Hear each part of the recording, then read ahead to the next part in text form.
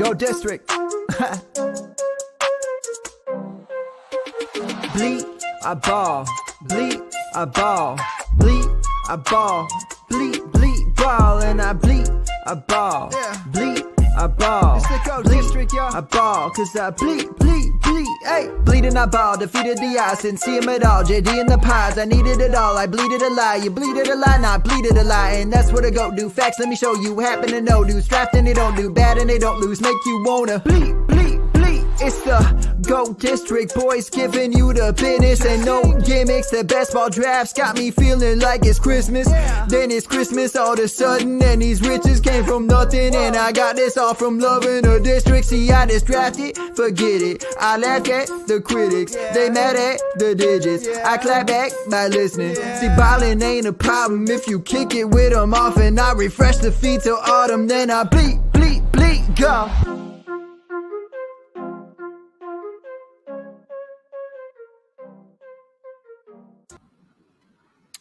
What is up, Andrew? We're back.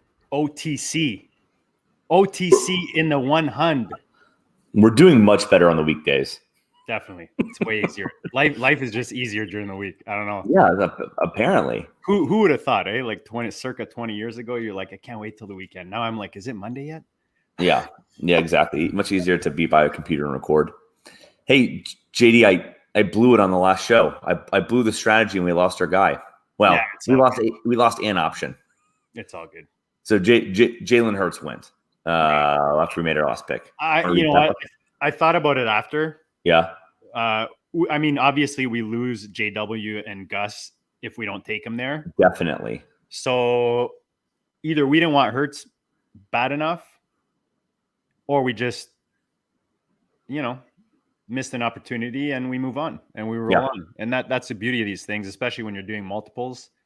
So 1104, just a quick recap: Zeke in the first, DK, CD, Lockett, Dak, Tyler Higbee and Tanyan and tight end back to back, Gallup, Devontae Smith, and we just took Jamal Williams as our second running back in the 10th. And you see all these 0 RB proponers out there dropping the "I told you so" tweets as these running backs go down one by one. Yeah, and Team 6. I know we don't have the draft board up here, but we've been sharing it and all the other streams, and of course, basically every OTC will have it on the clock. But Team 6 is 0 running backs through 10, so they've gone 8 wide receivers, 1 tight end, and then Joe Burrow, which has been interesting that they've continued down the trend. JD. Yeah, I mean, they are definitely dedicated to that style. I mean, look, I'm all for it, but at a certain point, it's a little excessive, in my opinion. If we're just looking at, you see my little Zachary Kruger notes at the bottom there. Just for those watching, we will be coming back on at 9:30 with the Zachary Kruger from RotoViz, Underdog, and 4for4. So. Nice. A really, top end writer for in the industry and someone you guys will want to tune in for. Especially, we'll be focusing a bit more on redraft and best ball. So if you're into that right now, which I know it's that season, check in with us. So yeah, I think that's an overkill with the 0 RB strategy. I feel like sometimes the draft board for some is a Instagram opportunity or a Twitter picture opportunity, a content generation machine. Yeah, like look how hardcore I am. But hey, that's he might win, right? What do I know? So that aside, I mean, we've looked at some of the rosters in the past, epis that we've done, and guys, go look back and check them out. We started with our first pick, and then we grouped a couple together just for time's sake. But check them back; they're not long; they're 15, 20 at most. And we talk strategy, decision making. Smash the like. Andrew, where are you at right now with this pick? Do you have someone in mind? 2 options for you. Okay. They're going to feel like obvious Andrew options, but we'll throw them out there. And I think the good news, or bad news, if you will, is I think I'm going to throw both of these names out, and I don't think that there's much of a risk that I'm giving away anything. I just don't think they're going to come back to us. Do they both rhyme with poor? You know what? One of them does rhyme with poor. But the other one doesn't. So do you want to guess the other one? as I sling the shot list, I think Justin Fields is probably the other one. Yeah, I'm easier to read than a book. Yeah, I got Justin Fields and Rondale Moore on my mind here, especially with the Rondale Moore switching numbers to 4. I mean, that just the Moore and 4 and the whole thing is just beautiful. So definitely like it for many reasons. There are 2 teams that I love in these best balls because you can stack them for cheap. And that's one of them. Because you can grab Fields. Maybe you grabbed A-Rob in the early rounds, and now you're continuing the stack, or you can start the stack at this point of the draft, which you can't do with many offenses. Yeah. So for me, I really like that. It gives you the upside that you want in a tournament like this.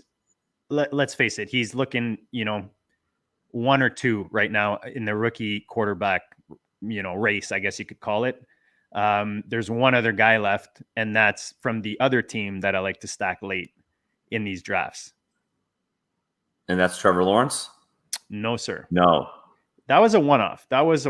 Just because he fell so late, in my opinion, which might just be the norm for him. I just thought he was late where I saw him, but I like the Jets, Wilson. Zach Wilson. Okay.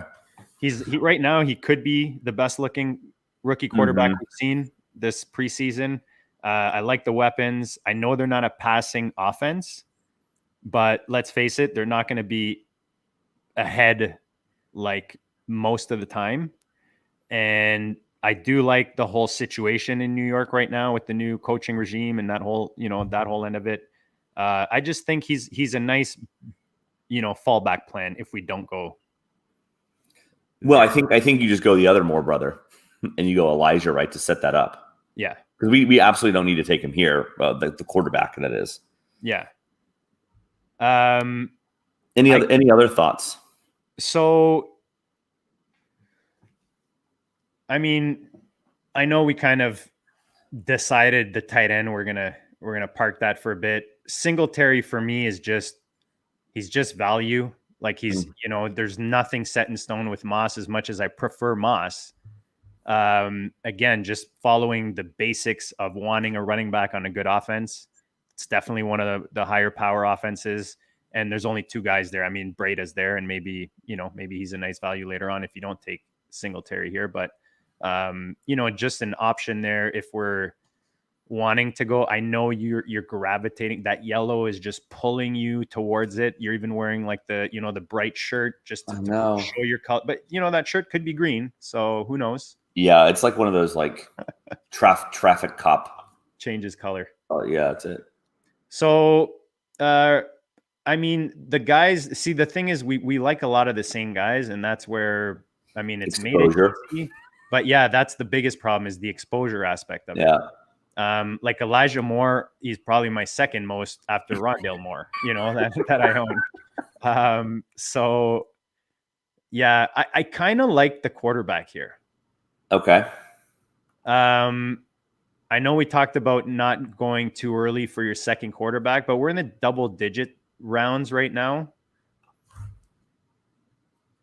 Unless you want to take one of these receivers and then see what falls to us. Just to ask the question, let me to play it out, because you're right. I'm gravitating towards Rondale Moore, but I do like Fields.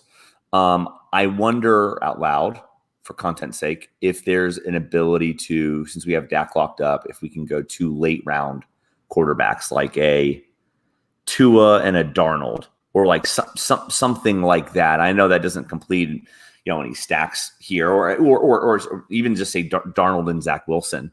I wonder if looking forward a build in the mold of, I'm throwing out numbers here, and the math's not going to work, but like 3, 5. Whatever the wide receiver number is, 8, and then like 2 tight ends. Like I wonder if like that gets us to like a good structure where we're happy. We don't even need to double tap quarterback coming back. We already have Dak. We're telling with all the Dallas players that we have, our story has a happy ending with the star on it. Yeah, like that's basically what we're saying. So we are going Dak most weeks. We don't need to take 2 more, even if we wait. Okay, good. Okay. And I'll tell you why. I mean, just looking, I don't know if you can, how much you can see this board. I know it's kind of like, there it is. Oh. Fantasy Mojo, by the way, if you're in any FFPC, he has every ADP up to date. This is the last 2 days.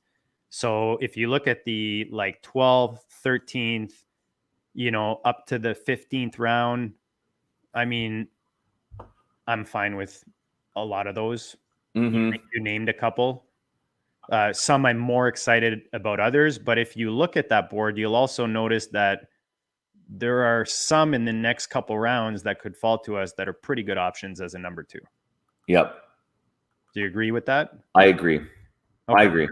So if we aren't going with the Chicago quarterback, you threw out Elijah. Now, how up to date are you on his injury situation?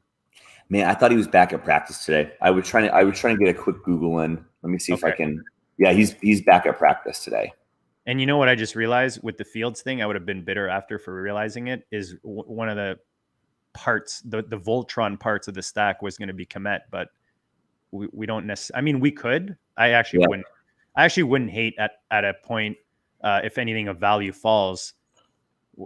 What is it? It's 18. Yeah, 18. So we got 3 guys left. No, we're in 11. What am I saying? We got tons of guys. So what I'm saying is I would not mind hitting one more tight end. I just don't know that we need to hit one early. I have guys way later that I love that are huge value. Yep. So other than Elijah and the other poor, there is Marvin Jones is interesting. I don't have a lot of shares of him. I usually like the more type guys who have the upside. But I mean, the setup there for Marvin Jones could be top 20, top 24, maybe. What's his name in Carolina? Retired receiver. Steve Smith. Where did he go? Or which was it? Cam who leaned on him rookie season? Yeah, maybe. Yeah. Is that what I'm thinking about? I remember there was one season that really just has stuck in my mind ever since. And you'll notice that the rookie quarterbacks or young quarterbacks will usually focus on two guys. It's either the tight end or the more experienced veteran receiver who's still got game.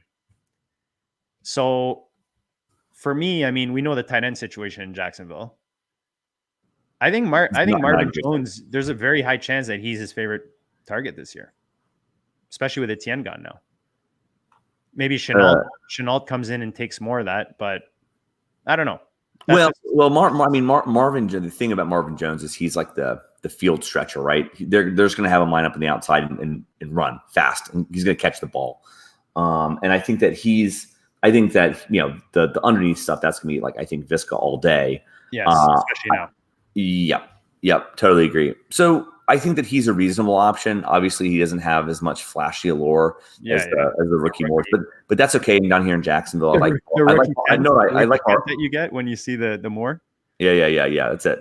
No, I like Marvin Jones. I like Marvin Jones a lot here, and I think he's probably pretty good value too. I don't know what the ADP board says, but don't need to be a slave to that because I think we'd be pulling up Rondale. Yeah, no, that was just to see.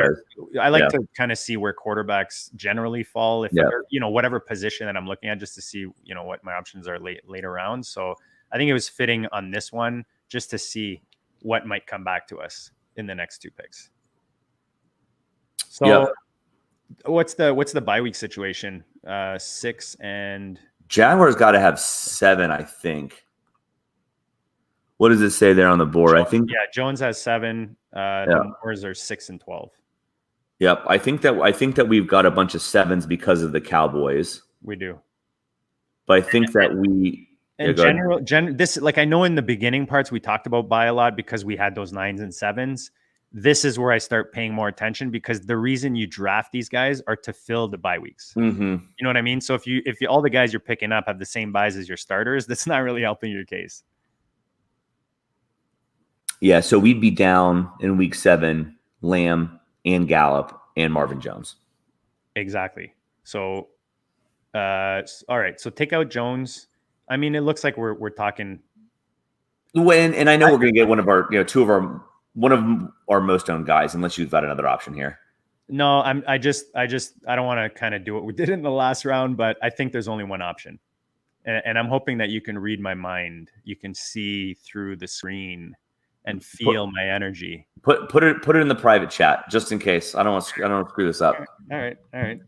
The last thing I want to do is screw it up two picks in a row. Here we go. This is good. This is good radio, television, podcasting. There you go. Oh, yeah. You know what I'm saying? Okay, good.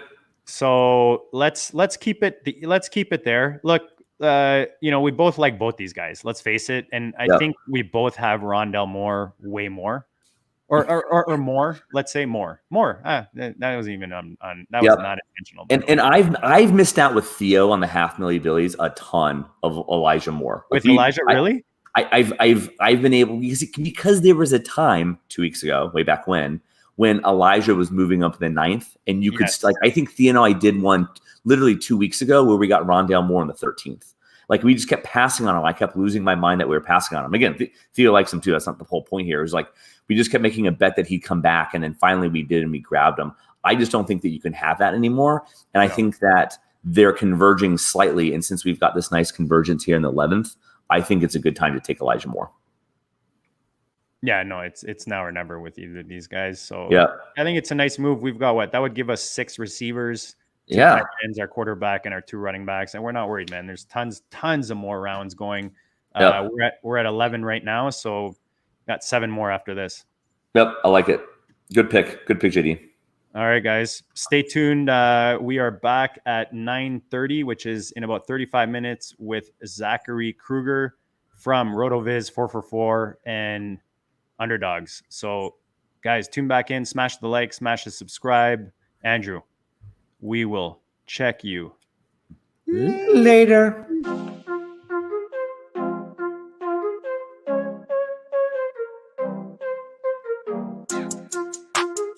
Go District. Bleed, I ball. Bleed, I ball. Bleed, I ball. Bleed, ball. And I bleed, I ball. Bleed, I ball. Bleed, I ball. Cause I bleed. Hey, bleeding, I ball. Defeated the odds. Didn't see him at all. JD in the pods. I needed it all. I bleeded a lie. You bleeded a lie. Not bleeded a lie. And that's what I go do. Facts, let me show you. Happen to know. Dudes drafting, they don't do bad and they don't lose. Make you wanna bleed. It's the Go District boys giving you the business and no gimmicks. The best ball drafts got me feeling like it's Christmas. Then it's Christmas all of a sudden, and these riches came from nothing. And I got this all from loving the district. See, I just drafted, forget it. I laughed at the critics, they mad at the digits. I clap back by listening. See, BALLiN ain't a problem if you kick it with them off. And I refresh the feed till autumn, then I bleed, go.